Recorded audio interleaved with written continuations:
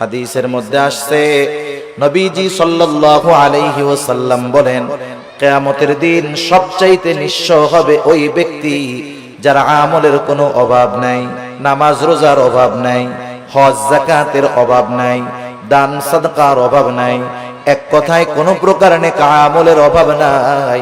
দুনিয়াতে তার একটা সমস্যা ছিল, সে বান্দার হক নষ্ট করত। আল্লাহ তাআলা তাকে জান্নাতে যাওয়ার অনুমতি দেওয়ার পূর্বে তার ব্যাপারে আল্লাহ রাব্বুল আলামিনের দরবারে মানুষেরা অভিযোগ দায়ের করবে। লম্বা হাদিস, আমি শুধু সারমর্ম কথাগুলা বলতেছি। কিছু লোক তার বিরুদ্ধে আল্লাহ রাব্বুল আলামিনের কাছে অভিযোগ দায়ের করবে। লোকটা হয়তো বলবে, আল্লাহ, এই লোকটা দুনিয়াতে আমার হক নষ্ট করেছিল। কেউ বলবে আমার সম্পদ দখল দিয়েছিল, কেউ বলবে আমাকে কষ্ট দিয়েছিল। এক কথায় আমার হক নষ্ট করেছিল। আল্লাহ, দুনিয়ার ভিতরে আমি দুর্বল থাকার কারণে আমি ন্যায় বিচার পাই নাই। দুনিয়াতে আমি মাজলুম ছিলাম। আল্লাহ, আজকের দিন আমি কি ন্যায় বিচার পাবো না? আল্লাহ রাব্বুল আলামিন তার অভিযোগ গ্রহণ করবে। এবার ওই পাহাড় পরিমাণ নেকের মালিককে বলা হবে, তোমার ব্যাপারে যে অভিযোগ দায়ের করা হলো সত্য নাকি? সে মিথ্যা কথা বলার কোনো উপায় নাই, স্বীকার যেতে সে বাধ্য। সে বলবে, হ্যাঁ, দুনিয়াতে আমি তার এই হক নষ্ট করেছি। আল্লাহ তাআলা বলবে, দাও, তার হকটা আদায় করে দাও। বলেন তো, দুনিয়াতে কেউ যদি কারো জমি জোর করে দখল দেয়, কিয়ামতের দিন জমি দেওয়ার কোনো অবস্থা আছে নাকি?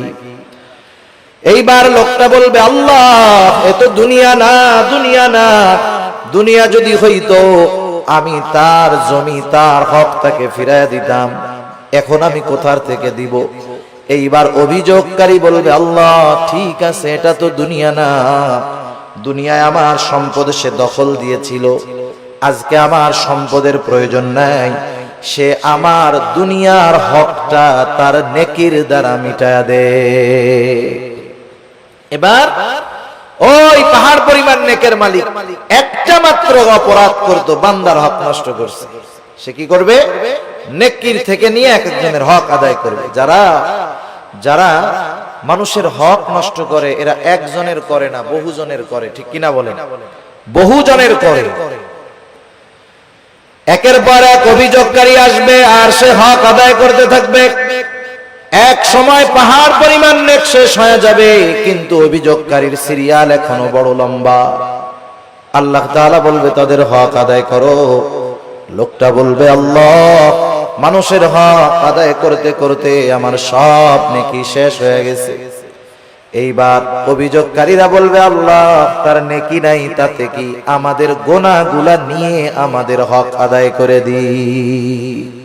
فأما الإنسان إذا ما ابتلاه ربه فأكرمه ونعمه। আল্লাহ রাব্বুল আলামিন বলেন, فأما الإنسان إذا ما ابتلاه ربه। মানুষকে যখন তার রব পরীক্ষা করার জন্য فأكرمه ونعمه, তাকে সম্মান দেয় আর সম্মান দেয়, সম্পদের মালিক বানায়া দেয়। একটু খেয়াল করেন, আল্লাহ তাআলা বলতেছেন, মানুষকে পরীক্ষা করার জন্য যখন তার রব তাকে সম্মান দেয়, সম্পদ দেয়, তাকে নিয়ামত প্রদান করে, সে নামাজ না পড়ুক, রোজা না রাখুক, সে মানুষের কাছে বলে বেড়ায়, ফায়াকুলু রব্বি আকরামান, আমার রব আমাকে সম্মানিত করেছে। আল্লাহ তাআলা বললেন, আমি মানুষকে সম্মান, সম্পদ, নিয়ামত পরীক্ষা করার জন্য দেই। আর মানুষ এটাকে পরীক্ষা না মনে করে সে বলে, আমার রব আমাকে সম্মানিত করেছেন। প্রথমত একটা জিনিস আমাদের ক্ষেত্রে ক্লিয়ার হওয়ার প্রয়োজন, আল্লাহ তাআলা শুধু অভাব, কষ্ট, দুরবস্থা দিয়ে মানুষের পরীক্ষা নেন, বিষয়টা এমন নয়। বরং সম্পদ, সম্মান দিয়েও আল্লাহ তাআলা পরীক্ষা নেয়। যদি এমনটা হতো, সম্মান, সম্পদ মানুষের আল্লাহ তাআলার ভালোবাসার মাপকাঠি, যে যাকে আল্লাহ রাব্বুল আলামিন বেশি ভালোবাসেন তাকে মনে হয় আল্লাহ তাআলা বেশি সম্পদ দেন, বিষয়টা যদি এমন হতো, বলেন তো দুনিয়ার মধ্যে আল্লাহ তাআলার সর্বাধিক প্রিয় বান্দাদের তালিকায় কারুনের নামটা হয়ে যাইত। কারুন তো পৃথিবীর অন্যতম বড় এক ধনী ছিল। বলেন তো আপনারা সহজেই জবাব দিতে পারবেন কারুনকে আল্লাহ তাআলা ভালোবাসে নাকি? একটু জোরে বলেন না, বাসে? কারুনকে আল্লাহ তাআলা ভালোবাসে না, বরং কারুন নামটা মানুষের কাছে এত ঘৃণিত, এত অপছন্দের। দুনিয়ার কোন মানুষের যদি সন্তান হয়, সে যত গরিব হোক, তাকে যদি বলা হয় তোমাকে মাসে 1000 করে বেতন দেওয়া হবে, টাকা দেওয়া হবে, ছেলের নামটা তুমি কারুন রাখো, আপনারা কেউ রাখবেন? আপনি বলবেন আরে দিন মজুর দিয়া খাইতা ঠিক, কারুন আমার পোলার নাম, মইরা গেলেও রাখবো না। এই কারুনকে কত সম্পদ আল্লাহ তাআলা দিয়েছেন, এই সম্পদ ছিল তার জন্য পরীক্ষা।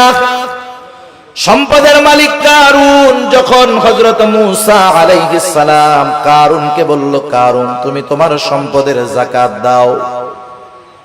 কারুন যাকাত দিতে অস্বীকৃতি জ্ঞাপন করলো।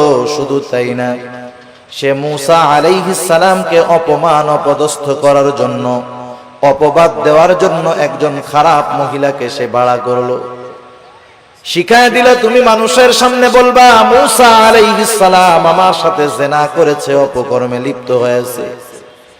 এইবার যখন কারুন ষড়যন্ত্র চক্রান্ত করলো, আল্লাহ তাআলা বরদাস্ত করলেন না। এই কারুন যখন সম্পদের মালিক হয়, তখন কারুনের বন্ধুরা আল্লাহ তাআলার কাছে বলতো, আল্লাহ আপনি মনে হয় কারুনকেই শুধু ভালোবাসেন, আমাদেরকে ভালোবাসেন না।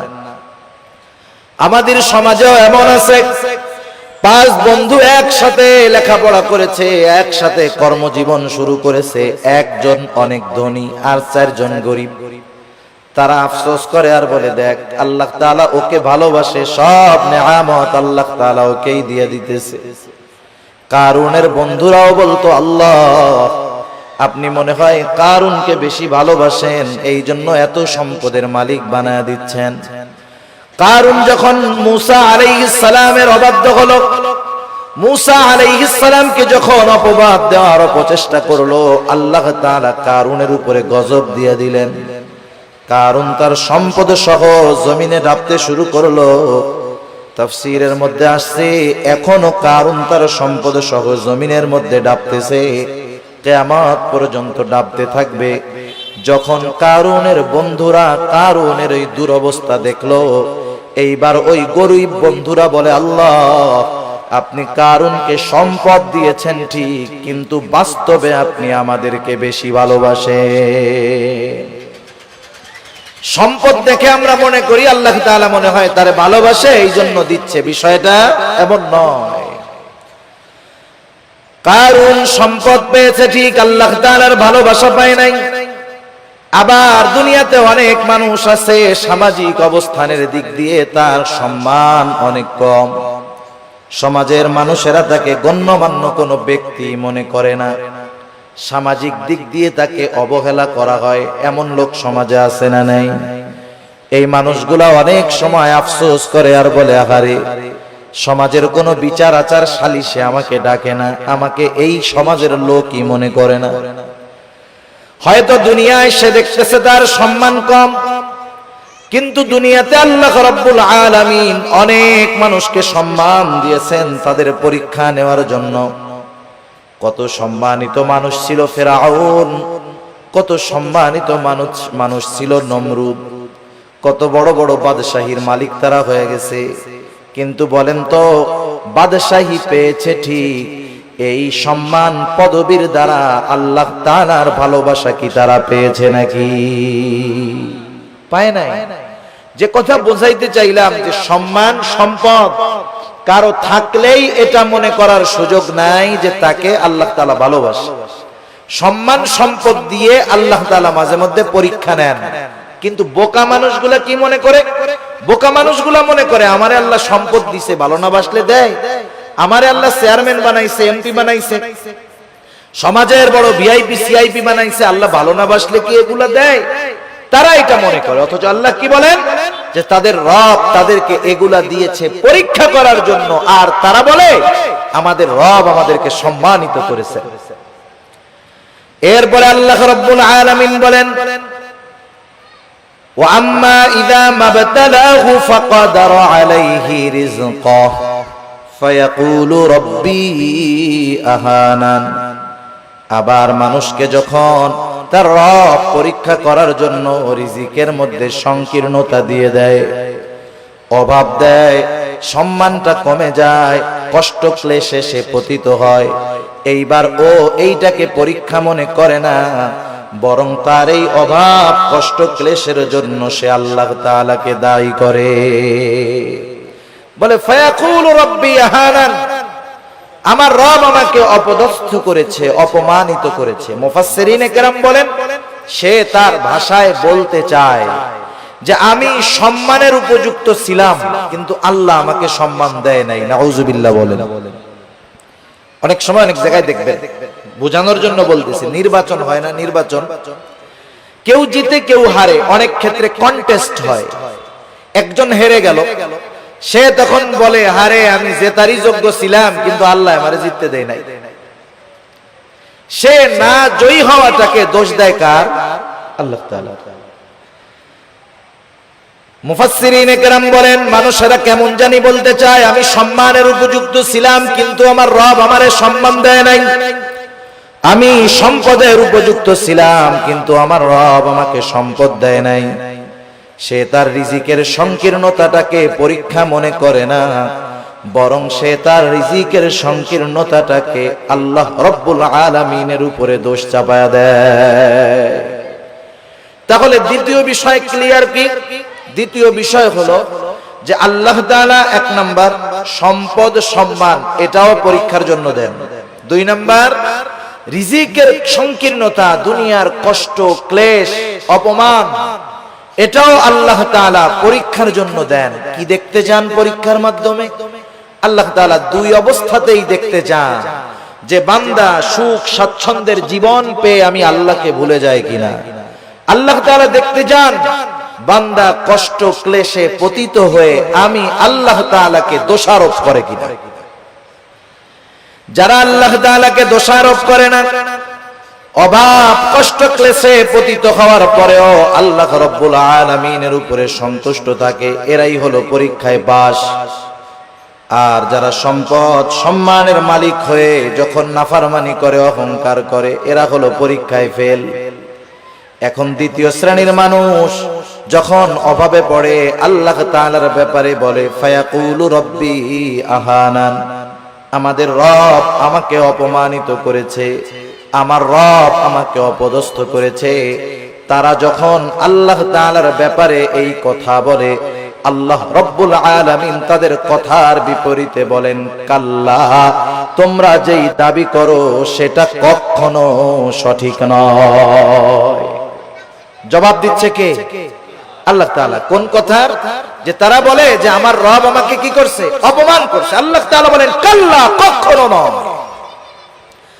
না বোধক শব্দ আছে অনেকগুলা, যেমন একটা শব্দ হলো লা, সাধারণ শব্দ না।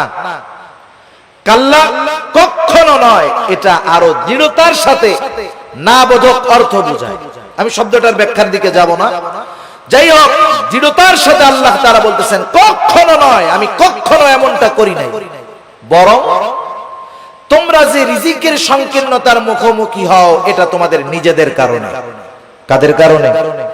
নিজেদের কারণে। সেই কারণগুলো কি? এই সূরায় আল্লাহ তাআলা রিজিক এই সংকীর্ণতার 4টি কারণ বর্ণনা করেছেন। কয়টি কারণ? আপনারা একটু কষ্ট করে একটু সামনে আসেন, যে কয়জন আছেন একটু সামনে আসেন, জিকিরের সাথে সাথে একটু কষ্ট করে সামনে আসেন। বাম দিক তাকায় আর কথা বলতে ভালো লাগতেছে না, একটু সামনে আসেন জিকিরের সাথে সাথে। লা ইলাহা। যারা মুরব্বিরা আছেন একটু সামনে আসেন। বাচ্চারা সামনে থাকলে ওরা কথা বুঝে, ওরা তো হুজুরদের ডরে বয়ে রয়েছে ওই জায়গায়, যে ওইটা গেলে হুজুরে আবার পরে কিছু বলে কিনা, বুঝেন নাই?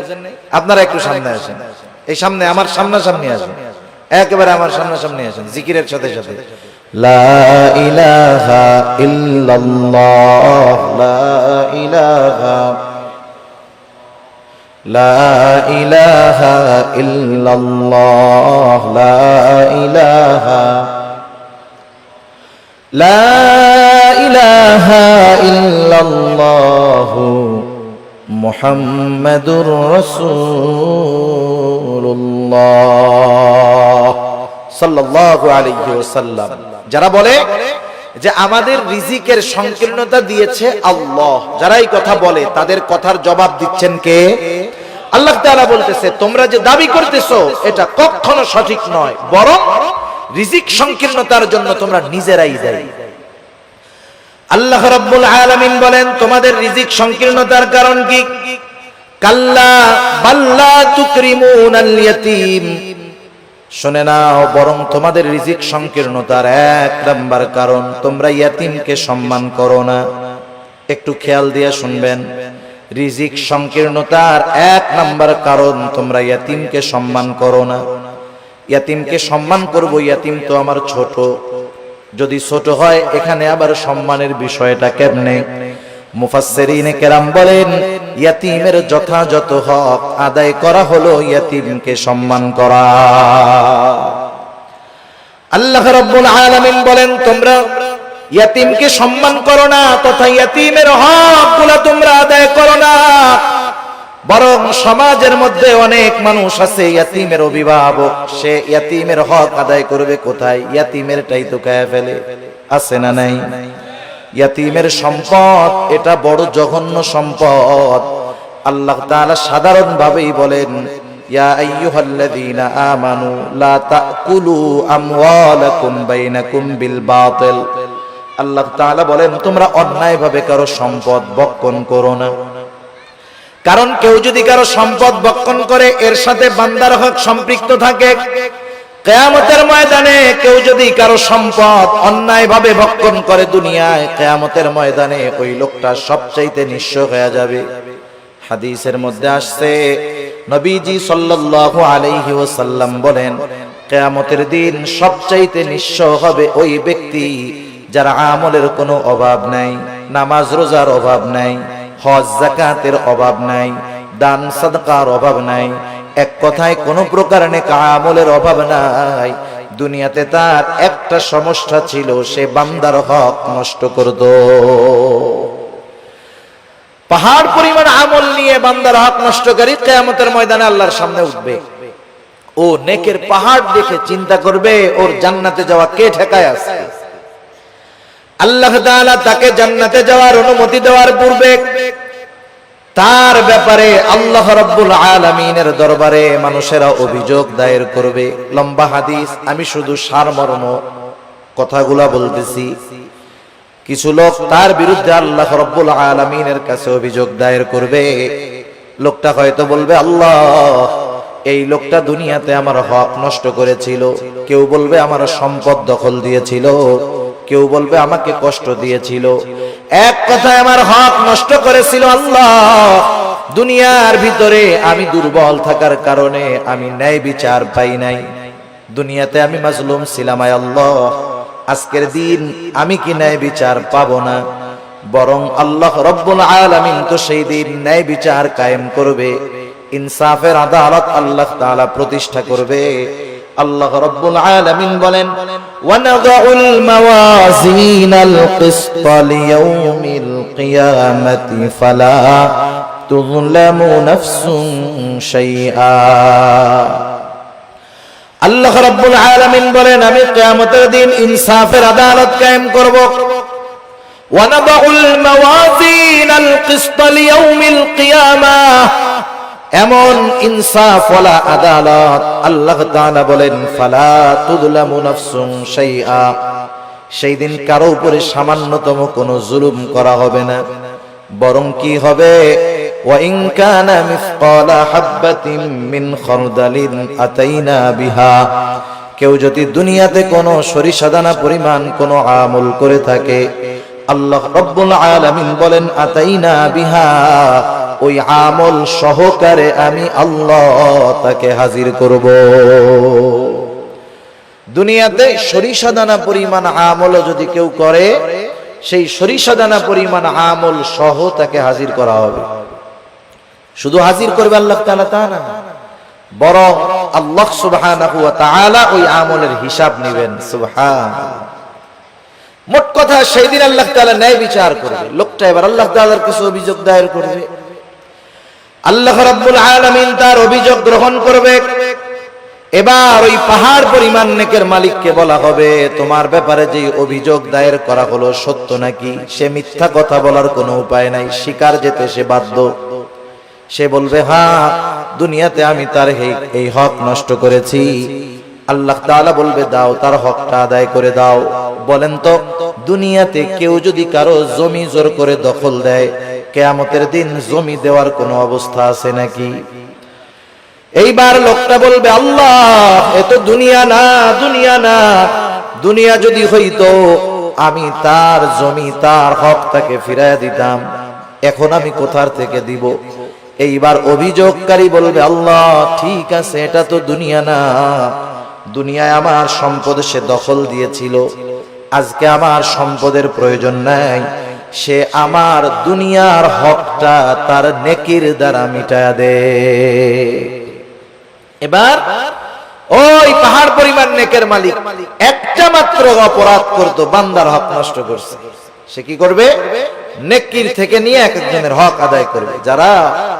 যারা মানুষের হক নষ্ট করে, এরা একজনের করে না, বহুজনের করে, ঠিক কিনা বলেন? বহুজনের করে। একের পর এক অভিযোগকারী আসবে আর সে হক আদায় করতে থাকবে। এক সময় পাহাড় পরিমাণ নেক শেষ হয়ে যাবে, কিন্তু অভিযোগকারীর সিরিয়াল এখনো বড় লম্বা। আল্লাহ তাআলা বলবে, তাদের হক আদায় করো। লোকটা বলবে, আল্লাহ, মানুষের হক আদায় করতে করতে আমার সব নেকি শেষ হয়ে গেছে। এইবার অভিযোগকারীরা বলবে, আল্লাহ, তার নেকি নাই, তাতে কি? আমাদের গুনাহগুলা নিয়ে আমাদের হক আদায় করে দিই। এইবার সে মানুষের হক আদায় করতে করতে পাহাড় পরিমাণ গুনার মালিক হয়ে যাবে। রাসূলুল্লাহ সাল্লাল্লাহু আলাইহি ওয়াসাল্লাম বলেন, কিয়ামতের ময়দানে ওই লোকটার মতো নিঃস্ব আর কেউ নাই, যে দুনিয়াতে তার আমলের কোনো অভাব ছিল না, কিন্তু সে বান্দার হক নষ্ট করার কারণে কিয়ামতের দিন সব নেক অন্যকে দিয়ে দিতে হবে, আর সে তার নেকের বদলে গুনার পাহাড়ের মালিক হয়ে যাবে। ইয়াতীমের হক যারা নষ্ট করে, সাধারণত ভাবে এক নম্বরে তারা মানুষের হক নষ্টকারী হয়। ইয়াতীমের সম্পদটা আরো জঘন্য। আল্লাহ তাআলা কোরআনুল কারীমের মধ্যে বলেন, ইন্নাল্লাযীনা ইয়াকুলুনা আমওয়ালাল ইয়াতামা যুলমা ইন্নামা ইয়াকুলুনা ফি বুতুনিহিম নারা। আল্লাহ রাব্বুল আলামিন বলেন, নিশ্চয়ই যারা অন্যায়ভাবে ইয়াতীমের সম্পদ ভক্ষণ করে, ইন্নামা ইয়াকুলুনা ফি বুতুনিহিম নারা, সে কেমন যেন আগুনের দ্বারা তার পেটকে ভরপুর করে। আপনারা একটু জবাব দিবেন, বলেন তো, আগুনের স্থান জান্নাত নাকি জাহান্নাম? নিঃসন্দেহে জাহান্নাম। আল্লাহ তাআলা বলেন, ওয়াসায়াসলাউনা সাঈরা, অচিরেই তাকে জাহান্নামের মধ্যে নিক্ষেপ করা হবে। সেজন্য ইয়াতীমের অসম্মান মানে ইয়াতীমের সম্পদ দখল দেওয়া, ইয়াতীমের সম্পদ ভক্ষণ করা। দুই নাম্বার, ইয়াতীমের সম্মান করা, অর্থাৎ তার সাথে সদাচরণ করা, ভালো ব্যবহার করা। অনেক সময় আমাদের অনেকের ঘরে ইয়াতীম বাচ্চা থাকে, নিজের আত্মীয় স্বজন। অনেক সময় এমন হয়, আপন চাচার ঘরে ভাইয়ের ছেলে ইয়াতীম, মা বাবা মারা গেছে, ছোট বাচ্চা ইয়াতীম। আপন চাচা ওই ইয়াতীমের সাথে খারাপ আচরণ করে, খারাপ ব্যবহার করে, বরং ছলে বলে কলে কৌশলে সে যদি পারে। একজনের সম্পদ আছে, ইয়াতীম, সে সম্পদের মুখাপেক্ষী না, কিন্তু তার তো মা বাবা নাই, সে একটু স্নেহ মোহাব্বত ভালোবাসার মুখাপেক্ষী, ঠিক কিনা বলেন? ইয়াতীম হইলেই যে তারে খাওয়াইতে হয় সব, বিষয়টা এমন না। বরং সমাজে অনেক ধনী ইয়াতীম আছে, সে একটু মানুষের ভালো আচরণ, একটু মোহাব্বত ভালোবাসার আশা করে। তার সাথে যদি কেউ খারাপ আচরণ করে, ইয়াতীম বাচ্চার অন্তরের মধ্যে আঘাত লাগে, আহারে, আমার আব্বু যদি বেঁচে থাকতো তাইলে আমার সাথে কেউ এমন খারাপ আচরণ করতো না। আমার আম্মু যদি বেঁচে থাকতো তাহলে আমার আম্মু ওই আমার আরেক ভাইয়ের আম্মুর মতো আমাকেও মহব্বত করতো। এই ব্যথাগুলা অনেক ইয়তীমের অন্তরে থাকে, যদিও সে সম্পদওয়ালা। সেজন্য ইয়তীম ধনী হোক আর গরিব হোক, আমাদের উচিত ইয়তীমদের সাথে সদাচরণ করা, স্নেহময় ব্যবহার করা। আর যদি ইয়তীম গরিব হয়, তাকে খাদ্য সহায়তা দিয়ে সাহায্য করা। আমার আপনার যদি অ্যাবিলিটি থাকে, আমি আপনি যদি কোনো ইয়তীমের অভিভাবক হতে পারি, তার পোশাক, লেখাপড়া, খাবার দাবার, মৌলিক চাহিদা পূরণের ব্যবস্থা করতে পারি, একজন ইয়তীমের অভিভাবকত্ব যদি আমি গ্রহণ করতে পারি, অসম্ভব নয়। আপনি 5 জন 7 জন মানুষকে চালান, এর সাথে আরেকজন মানুষকে তার মৌলিক চাহিদা পূরণের জন্য সাথে রাখলে সেটা অসম্ভব নয়। কেউ যদি কোনো ইয়তীমের দায়িত্বভার গ্রহণ করতে পারে, ইয়তীমকে লেখাপড়া শেখাতে পারে, ইয়তীমের অভিভাবক হতে পারে, নবীজি সাল্লাল্লাহু আলাইহি ওয়াসাল্লাম বলেন, আনা ওয়া কাফিলুল ইয়তীম কাহাতাইনি ফিল জান্নাহ। নবীজি সাল্লাল্লাহু আলাইহি ওয়াসাল্লাম বলেন, আমি আর ইয়তীমের অভিভাবক জান্নাতের মধ্যে এমন করে পাশাপাশি অবস্থান করব। 2 আঙ্গুলের ইশারা দিয়ে নবীজি বুঝায়া দিলেন, এই 2টা আঙ্গুল যেমন পাশাপাশি অবস্থান করে, ইয়তীমের অভিভাবক আর নবীজি সাল্লাল্লাহু আলাইহি ওয়াসাল্লাম এমন ভাবে পাশাপাশি অবস্থান করবে। তাহলে ইয়তীমের সম্মানের তৃতীয় অর্থ যে যদি পারা যায়, তাহলে ইয়তীমের অভিভাবকত্বের দায়িত্ব গ্রহণ করা। আপনি আমি পুরাটা পারি না, মাসে 500 টাকা দিয়ে একটা ইয়তীমের খরচ বহন করতে পারি, বছরে 1000 টাকা দিয়ে পারি যে এটা আমি শুধুমাত্র ইয়তীমদের জন্য দিলাম। আবার দেখেন, একদিন এক সাহাবী রাসূলুল্লাহ সাল্লাল্লাহু আলাইহি ওয়াসাল্লামের কাছে আসছে। আসার পরে বলতেছে, ইয়া রাসূলুল্লাহ, আমার হৃদয়টা বড় কঠোর, হৃদয়টা বড় শক্ত, আমি আমার এই শক্ত হৃদয়টাকে কেমন করে নরম বানাতে পারি, আমাকে একটু আমল শিখায় দেন। নবীজি সাল্লাল্লাহু আলাইহি ওয়াসাল্লাম বললেন, শোনো কি করবা। নবীজি বললেন, আমসিহ রাসাল ইয়াতীম ওয়া আতঈমিল মিসকিন, তুমি ইয়তীমের মাথায় বেশি বেশি হাত বুলায় দাও আর মিসকিনদেরকে বেশি বেশি খানা খাওয়াও।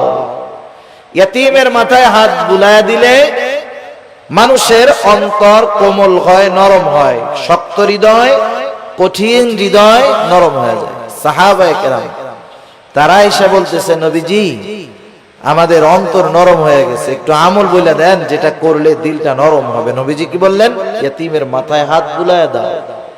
সেজন্য ইয়তীমকে সম্মান করা তথা ইয়তীমের হক আদায় করা, ইয়তীমের সাথে সদাচরণ করা, ভালো ব্যবহার করা, ইয়তীমের সম্পদ ভক্ষণ না করা, যারা এই কাজগুলা করবে তারা জীবনে যে কোনো একটা পর্যায়ে রিজিকের সংকীর্ণতার মুখোমুখি হবে। তাহলে রিজিক সংকীর্ণতার 4 কারণের প্রথম কারণ হলো আল্লাহ তাআলা বলেন, তোমরা ইয়তীমদেরকে সম্মান করো না তথা ইয়তীমের হক তোমরা আদায় করো না। 2 নাম্বার, আল্লাহ রাব্বুল আলামিন বলেন, ওয়ালা তাহাদ্দুনা আলা তুআমিল মিসকিন, তোমরা মিসকিনদেরকে খানা দাও না। ব্যাখ্যা হলো, তোমরা শুধু খানা নিজে দাও না তা না, নিজেও দাও না, অপরকে খানা দিতেও অনুৎসাহিত করো, নিরুৎসাহিত করো। নিজেও দেয় না, আরেকজনকেও দিতে দেয় না। অনেক সময় আপনি দোকানে বসে আছেন, একজন গরিব মানুষ আসছে আপনার কাছে কিছু চাইতে, সে কোথা থেকে আসছে, কি করবে না করবে সেটা ভিন্ন কথা, তার অবস্থা দৃষ্টিগোচর হচ্ছে সে বড় অভাবী, দরিদ্র, কষ্টে আছে। সে আইসা বলতেছে, আমার একটু কলা রুটি কিনা দেন খাই, অথবা 10টা টাকা দেন। আপনি যদি তাকে না দেন গুনাহ হবে না। কিন্তু আমাদের সমাজের কিছু মানুষ আছে, প্রথমে নিজে দেয় না, বলে ওইদিক যা ওইদিক যা। পাশের থেকে বন্ধু যদি দিতে চায়, 10 টাকা বাহির করছে, বলে ওরে না দিয়ে আমার একটা বিড়ি খাওয়া কাজে লাগবে। আছে না নাই এরকম? নিজেও দিল না, আরেকজনকেও দিতে দিল না। এই খাসলাত ছিল আবু জেহেলের। কার ছিল বলেন না? আবু জেহেলের। ইয়তীমদের সাথে খারাপ আচরণ করত, এই খাসলাত ছিল আবু জেহেলের। মিসকিনদেরকে খানা দিত না, এই খাসলাত ছিল আবু জেহেলের। আর মিসকিনদেরকে খানা না খাওয়ানো, এটা জাহান্নামীদের জাহান্নামে যাওয়ার অন্যতম কারণ। যখন জান্নাতি ও জাহান্নামীদের মধ্যে কথোপকথন হবে, জান্নাতীরা জাহান্নামীদেরকে জিজ্ঞাসা করবে, মা সালাকাকুম ফি সাকার, কোন জিনিস তোমাদেরকে জাহান্নামের মধ্যে আনলো? এইবার জাহান্নামীরা বলবে, ক্বালু লাম নাকু মিনাল মুসাল্লিন ওয়া লাম নাকু নুতঈমুল মিসকিন। জাহান্নামীরা জাহান্নামে যাওয়ার যেই কারণগুলো বর্ণনা করবে কোরআনুল কারীমের মধ্যে আল্লাহ তাআলা জানায় দিয়েছেন। এখন প্রশ্ন হইতে পারে, সময় তো কম, প্রশ্ন হতে পারে যে জান্নাত জাহান্নাম কিছুই তো হইল না, তাইলে জান্নাতীরা প্রশ্ন করলো, জাহান্নামীরা জবাব দিল কেমনে? বুঝেন নাই কথা? সময়টা 3 ভাগে বিভক্ত। সময় কয় ভাগে বিভক্ত? একটা অতীত, একটা বর্তমান, আর একটা কি ভবিষ্যৎ। এটা মানুষের কাছে, আমাদের কাছে সময় 3 ভাগে বিভক্ত, অতীত, বর্তমান, ভবিষ্যৎ। আর আল্লাহ তাআলার কাছে সময় একটাই, সেটা হলো প্রেজেন্ট। সব কিছু বর্তমান, কি হয়েছে, হচ্ছে, হবে, সব আল্লাহ তাআলার ইলমের মধ্যে আছে, সব হাজির, সব প্রেজেন্ট আল্লাহ তাআলার কাছে। যেটা আমাদের কাছে ভবিষ্যৎ, সেটা আল্লাহ তাআলার কাছে কি বর্তমান। যেটা আমাদের কাছে অতীত, সেটা আল্লাহ তাআলার কাছে বর্তমান। সেজন্য আল্লাহ তাআলার ইলমের মধ্যে সব আছে, সহজ হিসাব। জাহান্নামীরা জাহান্নামে যাওয়ার কারণ হিসাবে বলবে, আমরা মুসল্লি ছিলাম না, নামাজি ছিলাম না। দ্বিতীয় কারণ হিসাবে বলবে, ওয়ালাম নাকু নুতঈমুল মিসকিন, আমরা মিসকিনদেরকে খানা দিতাম না। আসেন, আল্লাহ তাআলা বলতেছে দুনিয়ায় রিজিক সংকীর্ণতার দ্বিতীয় কারণ হলো তোমরা মানুষদেরকে, মিসকিনদেরকে খানা দাও না, নিজেও দাও না, অপরকে নিরুৎসাহিত করো। এখন একজন দিল না, আমার উচিত, আমার পকেটে টাকা নাই, আমার কাছে নাই, আমি যদি আরেকজনকে বলি, বন্ধু 10টা টাকা ওকে দিয়ে দাও, একটা রুটি কিনে দাও, একটা কলা কিনে দাও, আমি শুধু এতটুকু সুপারিশ করলাম, সে যে কয় টাকা দান করবে, আমি শুধু সুপারিশ করার কারণে তার দানের সমপরিমাণ নেকির মালিক হয়ে যাব। কিন্তু আমাদের খাসলাত কি, নিজেও দেই না, আরেকজনেরও দিতে মানা করি। সেজন্য মিসকিনদেরকে খানা খাওয়ানো, মিসকিনদেরকে খানা খাওয়ানো এটা বড় ফজিলতের কাজ। শুধু মিসকিনদেরকে নয়, সাধারণভাবে প্রত্যেকটা মানুষকে খানা খাওয়ানো ভালো কাজ। এক লোক নবীজি সাল্লাল্লাহু আলাইহি ওয়াসাল্লামের কাছে আসছে, এসে জিজ্ঞাসা করে, ইয়া রাসূলুল্লাহ, আইয়ুল ইসলাম খাইর, ইসলামের মধ্যে সর্বোত্তম কাজ কোনটা? নবীজি সাল্লাল্লাহু আলাইহি ওয়াসাল্লাম ছিলেন উম্মতের রূহানী ডাক্তার। উনি রোগীর প্রশ্ন শুনেই বুঝতে পারতেন এনার মধ্যে কি কমতি আছে। আল্লাহ তাআলা সেই বুঝবার যোগ্যতা আমার আপনার নবীকে দিয়ে দিয়েছেন। একই প্রশ্নের উত্তর বিভিন্ন জনের ক্ষেত্রে নবীজি বিভিন্নটা দিয়েছেন। এটা অবস্থার আলোকে নবীজি সাল্লাল্লাহু আলাইহি ওয়াসাল্লাম এবার বললেন, তুতঈমুত তাআম ওয়া তাকরাউস সালাম আলা মান আরাফতা ওয়া মান লাম তা'রিফ, তুমি বেশি বেশি মানুষকে খানা খাওয়াও, আর পরিচিত অপরিচিত সবাইকে বেশি বেশি সালাম দাও। এখানে নবীজি সাল্লাল্লাহু আলাইহি ওয়াসাল্লাম খানা খাওয়ানোর কথা বলছেন ঢালাও ভাবে।